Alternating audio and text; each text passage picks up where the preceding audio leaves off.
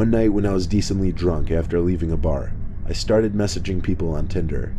Some girl named Alicia had messaged me, so I messaged her back. She answered almost immediately, asking what I was doing that night. I said I was just leaving a bar looking for someone to hang out with. She wrote back, "You should come over and smoke."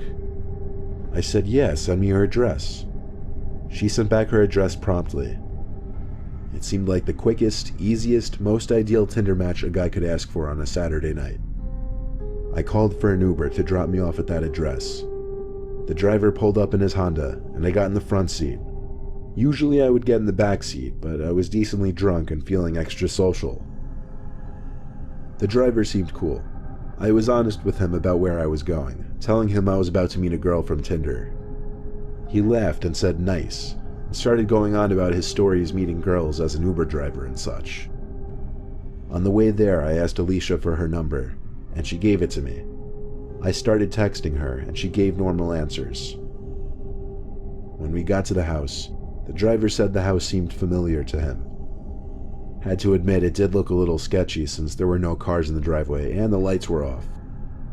He told me to be careful.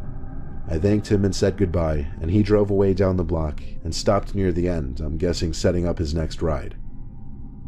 I walked up to the house and tried to ring the bell, but I didn't hear a bell from the inside, so I knocked on the door. Then I tried calling Alicia. It went to voicemail after one ring, but she texted me right after saying it's open, come inside. Then there was a knock at the window, which almost gave me a heart attack. I looked at the window, and even though there were no lights on inside, I saw the blind was slightly lifted, and someone was waving their hand on the other side of the window. Before I tried the door, a number not saved on my phone started calling me. I assumed it was Alicia, so I picked up. But instead of hearing the voice of a girl, I heard the familiar voice of my Uber driver. He ordered me in a very concerned voice to walk away from the house right now. I then saw the Uber driver's car pull back up in front of the house. He told me to get back in the car. I hung up the phone and listened to him. As soon as I got in the car, he drove away from the house and told me that the house was vacant. In just the previous month, someone had been lured into that house, robbed, and murdered. It was a story that likely could have been similar to my own had I stepped into that house. It was a lot for me to take in, but I thanked that Uber driver the best I could, and even took his number because he was so cool and I couldn't appreciate him enough.